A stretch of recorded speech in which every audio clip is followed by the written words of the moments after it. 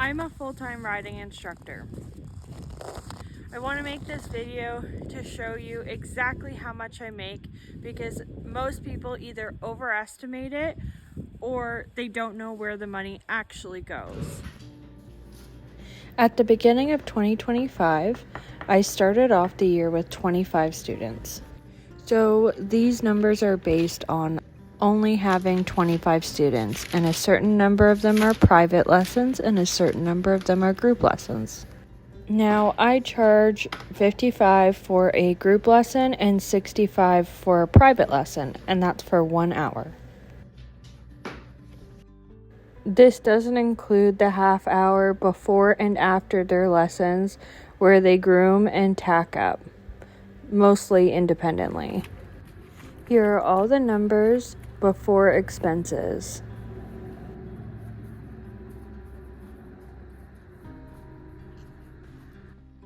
Now, is that the true number? Of course not. Many people forget that lesson barns do receive a lot of cancellations due to a variety of reasons. Some of them super valid, ranging from emergencies to student sickness, and some of them, unfortunately, they just forgot. Now, this is where a really good cancellation policy comes in to protect the lesson barn, especially for those that don't show up or just forget. So, each student probably misses one lesson on average per month. Sometimes more, sometimes less. It all just depends on weather and that individual. So here are the numbers for that. Now you can see why cancellation policy is so necessary to lesson barns that rely on the income to feed their horses. Lesson barns always prefer a rescheduling versus a cancellation, as they can always double up on another week if need be. Now please remember that number is still the number before expenses, before feeding 6 horses, before the farrier costs for 6 horses, before the vet costs, supplement costs, grain costs, and so much more. Now, I know plenty of lesson barns that charge upwards of $70 to $80 per lesson, and it doesn't matter if it's a group lesson or not. It's not that I won't charge that or I'm doing any special magic tricks. I am trying to keep my costs down to try to ensure that the families can afford the lessons. But just because my costs go up and my pricing goes up doesn't mean that I make a whole ton more. And I don't get paid for the half hour before and after each of the lessons to ensure that the students are grooming and tacking up and untacking appropriately. That's not nothing new. I know plenty of barns that require you to show up 30 minutes early for your lesson and still don't get paid for it. Let's talk expenses. Now I'm going to make this its own video, but here's a rough overview. Hay costs $400, grain and feed $600 to $700, and these are all monthly, and then farriers $300 at bare minimum every 4 to 6 weeks. This doesn't include many other things though. We don't get paid for the prep work that we do before lessons even start. Many horses need to be schooled at least once to twice, even more times per week, to ensure that training isn't lost and bad habits aren't formed. Although I can't include all of the expenses because that can be its own video. Some horses need more blankets, some horses need no blankets, some horses break tack or need a bigger saddle versus others who are still in the same saddle. But all in all, we do it for the love of the horses. We do it for the love of teaching the next generation. And even though I like to pretend that I make a lot of money, I don't. And I just enjoy every day being able to spend my life this way.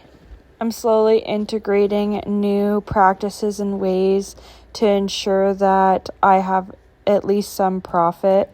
If you'd like a video all about those ideas, I'm happy to share. Let me know down in the comments below. Another big hit in our expenses is liability. We have to pay for insurance, and make sure that we have waivers to sign to ensure that not only the farm is covered, myself is covered, but also the future of the horses. So whether or not you show up for your lesson, the lesson horse's expenses do not stop. Our work continues on no matter the weather. We don't get paid for the late night checks or working through the worst weather conditions you can imagine.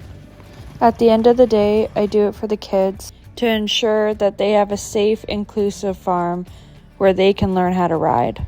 I will continue on sharing everything that I love with not only my barn rat kids, but all of you here on YouTube. So next time you're complaining about the costs or the costs of boarding or your lessons, maybe just sit down and break down the numbers. I know everywhere is different. Your expenses may be more than mine. You may need to charge twice the amount that I am in order to break even. Remember, there's no sick days. Cancellations mean $0 coming in, and there's no vacation pay. It's hard to build a stable income off of the weather. But I don't do this for the money. This life costs more than what people think. But it also gives me more than I could ever buy. This was an exciting video to share with you guys because my last video about lesson barns and how they're disappearing went over really well, and there was a lot of great conversation in the comments on that video. None of this is a complaint, but if we want lesson barns to still exist, we have to understand what actually goes into them. And the biggest priority should always be animal welfare. These horses come first before any paycheck, any student, or any lesson. Ensuring that no horses go underfed or are skinny. We feed high quality feeds, and every horse gets something different that is based upon their needs and their workload. Don't get me wrong, I completely understand not all barns are like this, but I do ensure that all of my horses' needs are met, especially supplements too. I'm not just feeding one type of grain for every horse because every horse has different needs. It's also ensuring that we have the right equipment to do the correct jobs. It's also making sure that every horse has the correct blanket, medication, supplement, or farrier care that they require. It's ensuring proper fitting tack. It doesn't have to be the fanciest, but it does need to fit. Every horse may need something different, and that's okay too.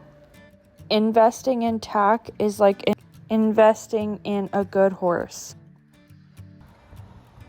A higher lesson fee doesn't always mean riches. It may mean that they have super high expenses, or that they value the coaches so much to not allow burnout. Those numbers are all before expenses. Want to know where all the money goes? Like and comment down below. Don't forget to subscribe, and I'll see you guys in the next one. Bye, guys.